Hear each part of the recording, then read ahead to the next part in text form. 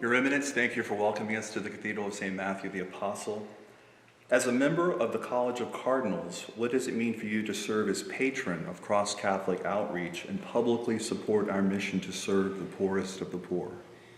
Well, I believe that the College of Cardinals has been summoned by Pope Francis, but even before Pope Francis, Pope Benedict and Pope John Paul II wanted the college to be more directly engaged in the ministry and the service of the poor.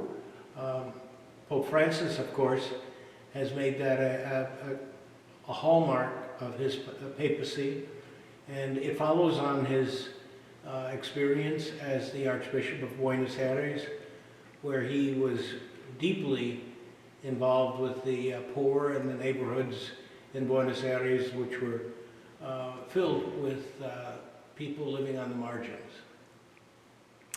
A few weeks ago, at the start of the Catholic Social Ministry gathering, you said the poor, immigrants, prisoners, the physically or emotionally impaired often find it impossible to attain justice because their voices have been silenced or ignored.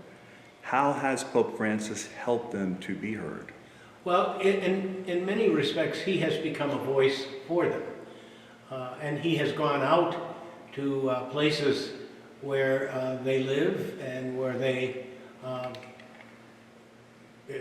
reside to highlight their plight, but also to give them hope. The wonderful thing about the Holy Father and his devotion to the poor, he's not just simply there to provide sustenance or assistance, although that he does in many different ways, but he's there to provide hope. And for many of these people, for the people that we serve, the gift of hope is as important as a loaf of bread. The Church teaches us that the Eucharist is the source and summit of our Christian life. How is the Eucharist realized in the ministry of cross-Catholic outreach as we minister to the poor in dioceses throughout the world, and how does the Eucharist bring us all together in communion? Well, first of all, the Eucharist is the heart of our identity as Catholics. We leave the baptismal font, and like youngsters having been born, we're hungry, and we're hungry for the Word of God and for the bread of life. And I would hope that the work that Cross does reminds people of the centrality of our outreach to those who are hungry, not just for food, but hungry for a future, hungry for a direction, hungry for hope. The Church is currently in the midst of the Synod on Synodality, this 2-year process of reflection and sharing. What do you think is the best potential outcome of this process, and what do you hope to see? Well, I think the best outcome would be that Catholics and their neighbors, other people of other religions, because they too are invited to listening sessions and to opportunities to dialogue.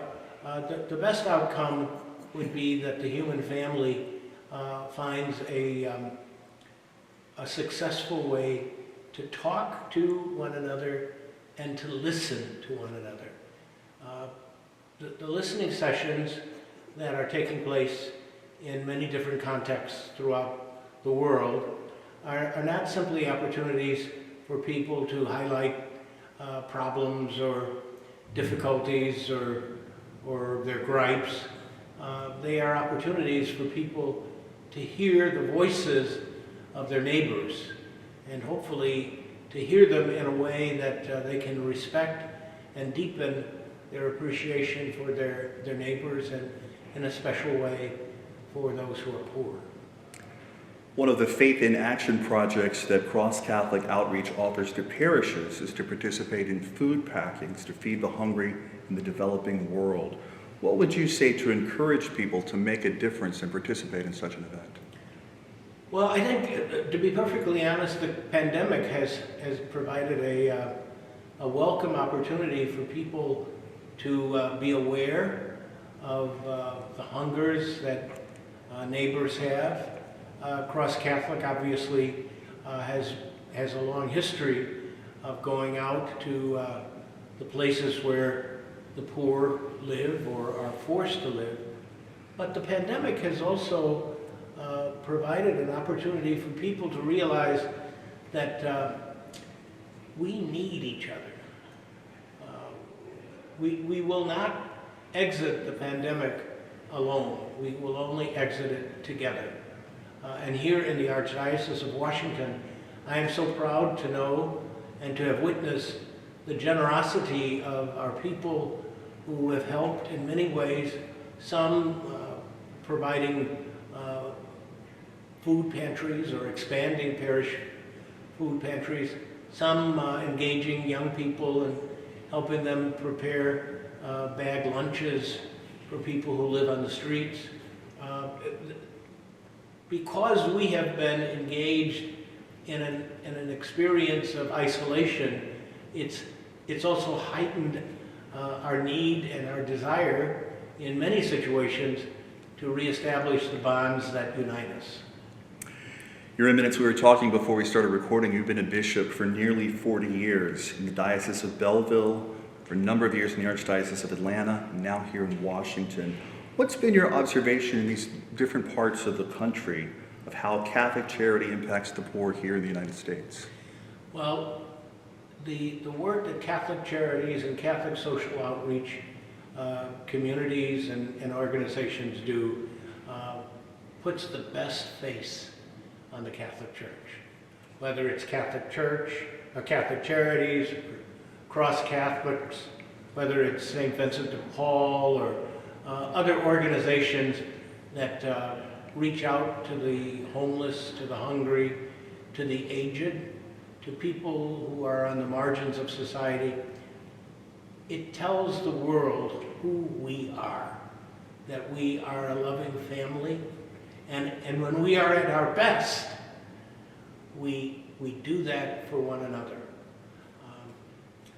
So I'm just very, very privileged and very proud, not only of the work that has been done here in the Archdiocese of Washington during the pandemic, but it also highlights for me many of the opportunities that I witnessed in Chicago, my home diocese, and in the Diocese of Belleville, and in the Archdiocese of Atlanta, and now here in Washington.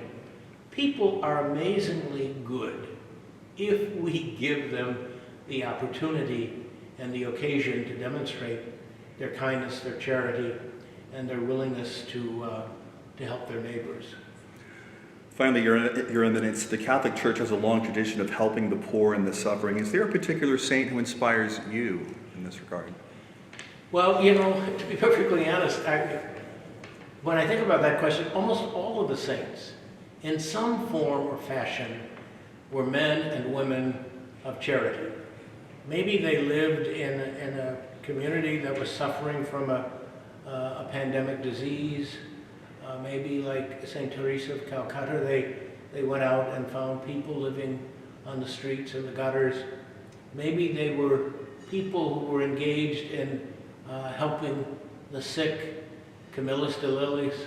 You know, to name one saint is to possibly get into trouble, because the saints have all been men and women of extraordinary charity and insight. They found people who needed help, and they provided that help.